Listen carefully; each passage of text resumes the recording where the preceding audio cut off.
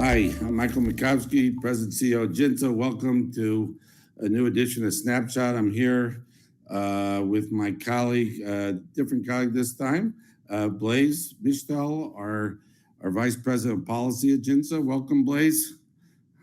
Good to be with you, Mike. All right, so it's October 24th, Friday, October 24th, around 9 a.m. here in Washington time, but we're in Israel.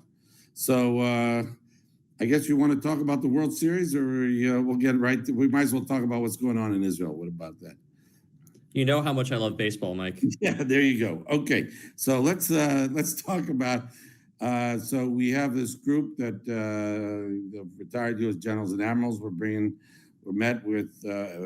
still meeting, but all the senior folks from Prime Minister Netanyahu on down, all the senior military folks, the group went into Gaza, went into the other borders. Blaise, you've had a whole week here so far.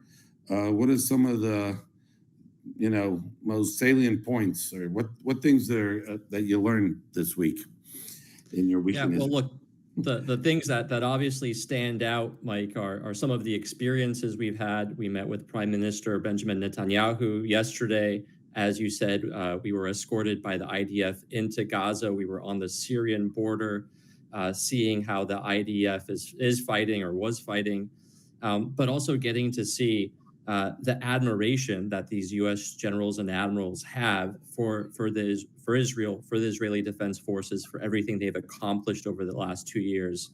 That's a very powerful part of the trip. But in terms of substance, I think the thing that I've heard and that has struck me the most is not just that this war isn't over yet.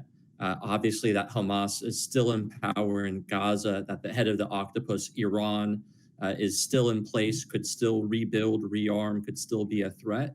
But that Israel is also taking a more expansive and strategic view of the region. They're concerned not just about Iran, but they're increasingly seeing geopolitical shifts in the region, and they're thinking about how the region might realign and reorder itself as Iran is weakened. And so we've heard a lot, not just about the Iranian axis, but about the growing Muslim Brotherhood axis of Hamas, Qatar, Turkey, potentially Shara in Syria, to the extent that he still believes in and follows that Islamist jihadist ideology. And the concern that Israelis have about what this new Muslim Brotherhood axis could mean for the region, for Israeli security, but also for Europe and the United States. And I think that is a new thing that I'm hearing on this trip that is a really interesting development in Israeli strategic thinking. By the way, as you say, the war isn't over, and that includes with Iran, clearly, that they see this as a round, not the end, of course. Why don't we just say, we'll talk about one other part of the trip. You were in the yellow line in Gaza.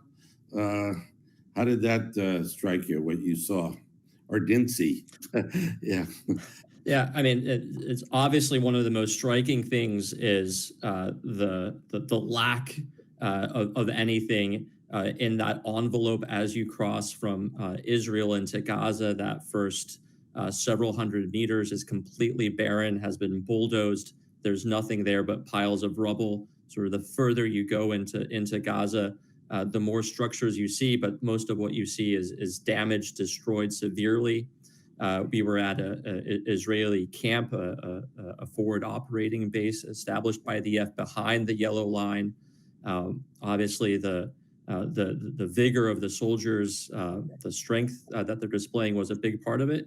But it was also incredible to see that the further away you got from the camp, you could actually see standing buildings. And they showed us a hospital that was still standing and that you could see civilians going into and out of. That we could see in the distance a marketplace where people were buying and selling fruits.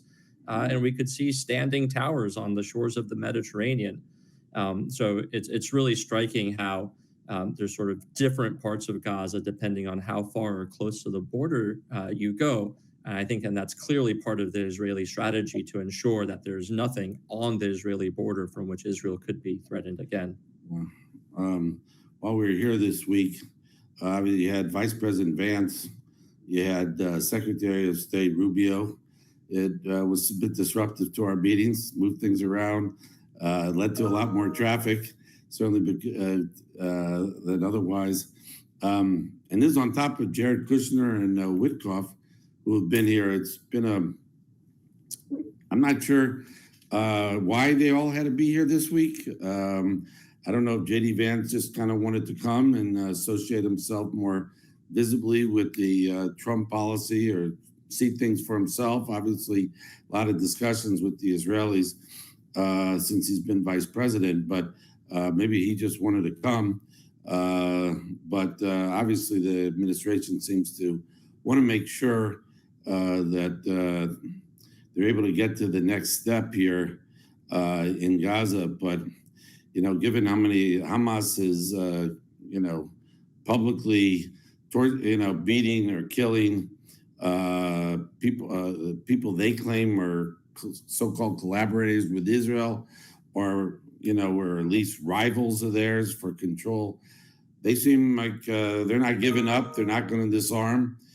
Personally, I'm pretty skeptical that any Arab force that would be inserted there will disarm Hamas. I think the only party with the motivation and the capability to really do this is Israel. But we'll have to see how that goes.